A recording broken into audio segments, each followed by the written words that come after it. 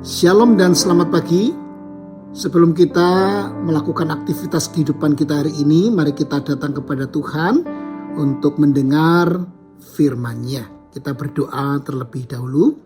Ya Bapa Surgawi, terima kasih untuk hari yang baru, terima kasih untuk kekuatan kesehatan yang Tuhan berikan kepada kami. Sebelum kami melakukan aktivitas kehidupan kami hari ini, kami datang kepadamu untuk mendengar firman-Mu.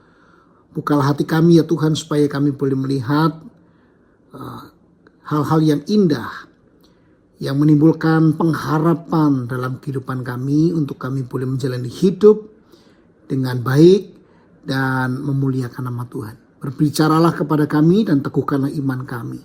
Di dalam nama Tuhan Yesus Kristus kami berdoa. Amin. Firman Tuhan di dalam 2 Raja-Raja 2 ayat 1 sampai dengan ayat ketiga berbunyi demikian. Menjelang saatnya Tuhan hendak menaikkan Elia ke sorga dalam angin badai, Elia dan Elisa sedang berjalan dari Gilgal. Berkatalah Elia kepada Elisa, "Baiklah tinggal di sini, sebab Tuhan menyuruh aku ke Betel."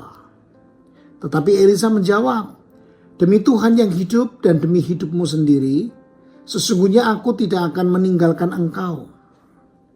Lalu pergilah mereka ke Betel. Pada waktu itu keluarlah rombongan nabi yang ada di Betel mendapatkan Elisa.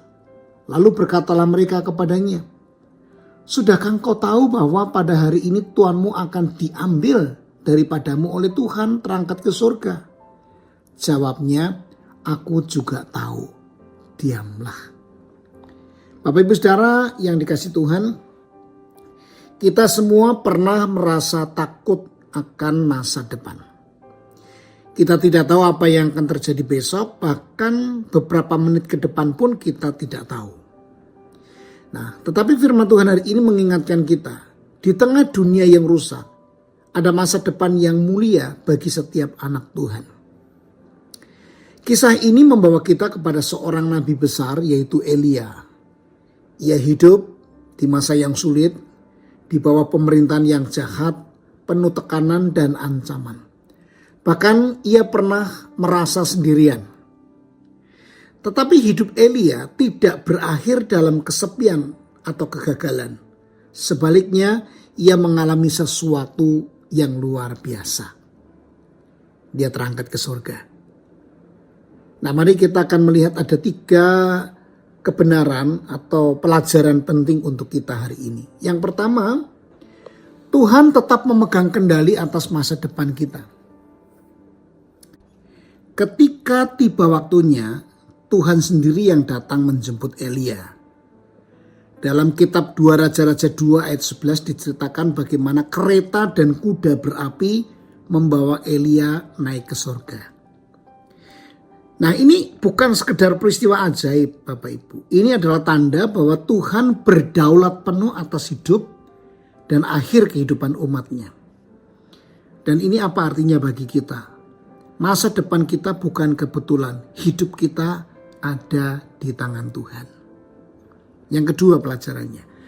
Penderitaan saat ini tidak menentukan akhir hidup kita. Bapak Ibu Saudara, Elia pernah mengalami tekanan, ancaman, bahkan kelelahan dalam pelayanannya. Namun semua itu bukan akhir dari ceritanya. Nah, seringkali kita menilai hidup hanya dari apa yang kita alami saat ini. Padahal Tuhan sedang menulis cerita yang lebih besar. Apa yang kita tangisi hari ini tidak akan menjadi akhir dari hidup kita. Sekarang yang ketiga pelajarannya. Ada kemuliaan yang menanti anak-anak Tuhan. Bapak Ibu Saudara, peristiwa Elia diangkat ke surga adalah gambaran dari janji Tuhan bagi semua umatnya.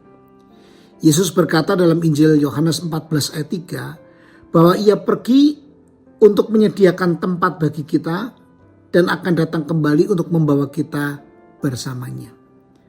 Dan inilah pengharapan kita.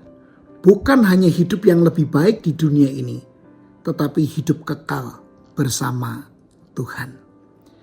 Bapak Ibu Saudara, ketika kita menghadapi ketidakpastian hidup, ingatlah bahwa Tuhan yang memegang kendali. Jangan biarkan ketakutan menguasai hati kita.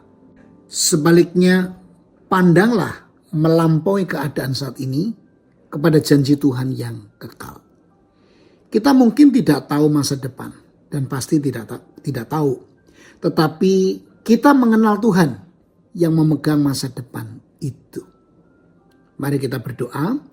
Ya Tuhan yang baik dan setia, kami bersyukur karena Engkau adalah Tuhan yang memegang hidup kami dari awal sampai akhir.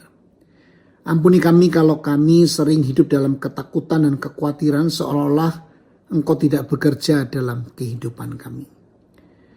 Tolong kami untuk percaya bahwa di balik setiap pergumulan Engkau sedang menyiapkan kemuliaan bagi kami.